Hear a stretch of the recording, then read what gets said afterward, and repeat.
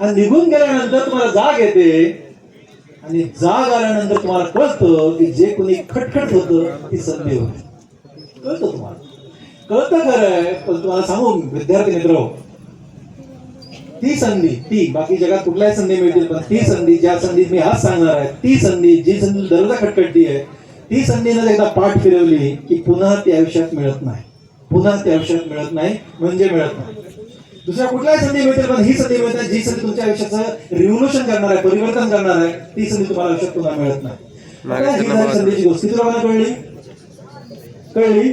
मला नाही कळली, नाही कळली. बघा, मी तुम्हाला संधीची गोष्ट सांगितली, का सांगितली, नेमका याचा कसं त्याचा अर्थ काय होता, आणि मीच तुम्हाला संधीची गोष्ट का सांगत होतो त्याचं कारण आहे. आणि बोलताना बोलून गेलो की संधीची गोष्ट मी मला माझ्या आयुष्यात कशी कामाला आली, थोडं मी सांगणार आहे. तर आणखी एकदा बारकाईनं बघा, माझ्याकडे बघा. सावधान झालेलं विश्राम होऊ नका. त्याचं कारण आहे की मेंदू तल्लख होण्यासाठी सावधान बसायचं असतं, म्हणून मी सावधान असं म्हणतोय. मी तुम्हाला सांगत होतो